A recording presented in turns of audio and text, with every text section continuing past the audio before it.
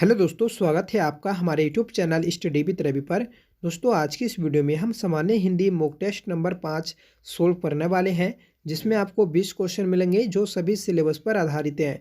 Friends, इस series को चलाने का जो मेन मकसद है तो वह दोस्तों आपका रिवीजन कराना है।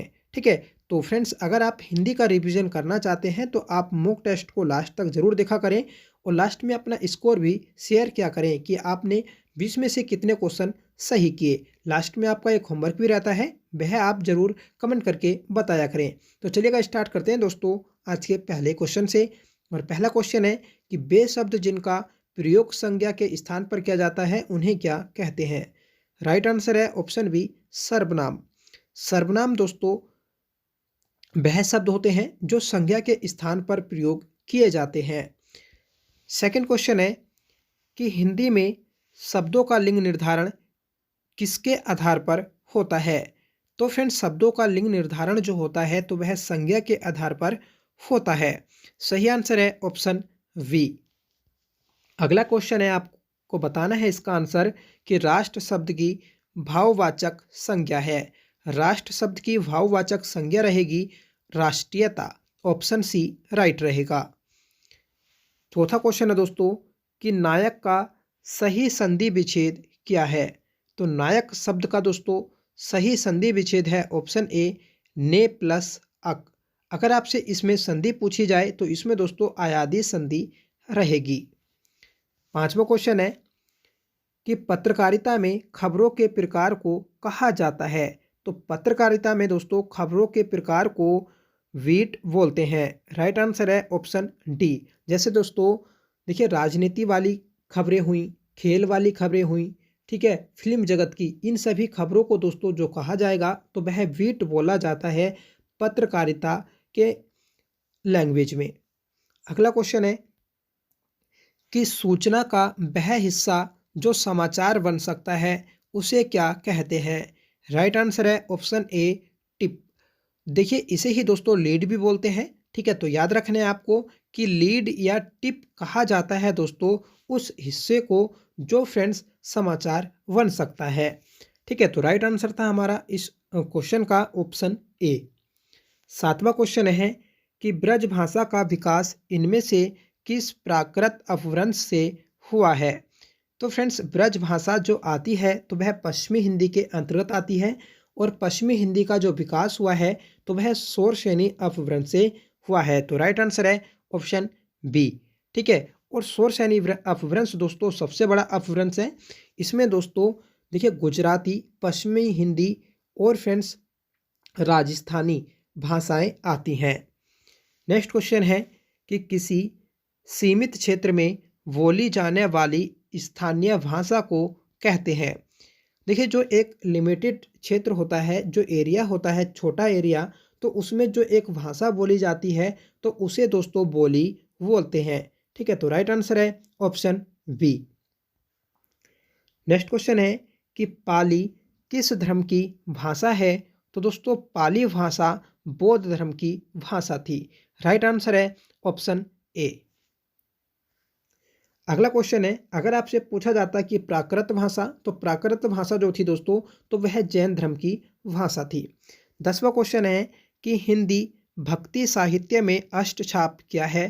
तो दोस्तों हिंदी भक्ति साहित्य में अष्टछाप जो था तो यह 8 कवियों का एक ग्रुप था। ठीक है, तो राइट आंसर रहेगा ऑप्शन डी, 8 कवि। ठीक है, तो अष्टछाप क्या है, तो यह 8 कवि का एक ग्रुप है। 11वां क्वेश्चन है, बताना है आपको निम्न में से कौन सी रचना महादेवी वर्मा की नहीं है। तो इसमें दोस्तों उर्वशी जो रचना है तो यह महादेवी वर्मा जी की नहीं है। ये रचना दोस्तों रामधारी सिंह दिनकर की है और इसी रचना के लिए दोस्तों इन्हें ज्ञानपीठ पुरस्कार भी दिया गया था। और ज्ञानपीठ पुरस्कार जो दिया गया 1972 में दिया गया था।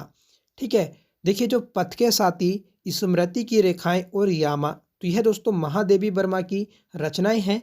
और यामा रचना के लिए दोस्तों महादेवी वर्मा को 1982 में ज्ञानपीठ पुरस्कार दिया गया था। और फ्रेंड्स, हिंदी के क्षेत्र में ज्ञानपीठ पुरस्कार पाने वाली पहली महिला हैं महादेवी वर्मा। तो याद रखना है कि यामा के लिए महादेवी वर्मा को 1982 में ज्ञानपीठ पुरस्कार दिया गया और उर्वशी के लिए दोस्तों रामधारी सिंह दिनकर को 1972 में ज्ञानपीठ पुरस्कार दिया गया था।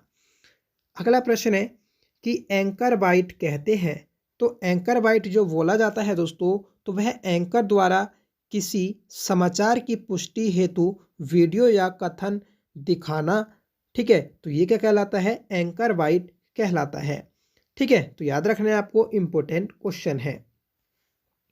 अगला क्वेश्चन है, बताइएगा कि तद्धित प्रत्यय का उदाहरण नहीं है। तो तद्धित प्रत्यय का उदाहरण दोस्तों सिलाई नहीं है। राइट आंसर है ऑप्शन बी, सिलाई जो है दोस्तों यह एक कृत प्रत्यय का उदाहरण है। ठीक है, अब देखिए तद्धित जो प्रत्यय होते हैं ये क्या होते हैं, तो देखिए मतलब ऐसे प्रत्यय जो क्रिया के साथ ना जुड़कर किसी अन्य शब्दों के साथ जोड़े जाते हैं तो वह तद्धित प्रत्यय कहलाते हैं। और जो दोस्तों क्रिया शब्द के साथ जोड़े जाते हैं तो वह कृत प्रत्यय कहलाते हैं। ठीक है, देखिए भलाई, तो यह एक क्रिया शब्द है, इसमें भला प्लस आई जो जोड़ा गया है, ठीक है, तो यह फ्रेंड्स कृत प्रत्यय कहलाएगा। बुराई भी और अच्छाई भी। 14वां क्वेश्चन है कि सजावट शब्द का प्रत्यय बताइए। तो सजावट शब्द में दोस्तों जो प्रत्यय इस्तेमाल किया गया है तो वह आवट किया गया है। ठीक है, अगर हम इसे तोड़ें तो देखिए सज प्लस आवट, ठीक है, इसे देखिए बहुत से लोग सजा प्लस वट के तरह से तोड़ेंगे जो कि फ्रेंड्स रोंग रहेगा। ये जो टूटेगा सज प्लस आवट के रूप में तोड़ा जाएगा।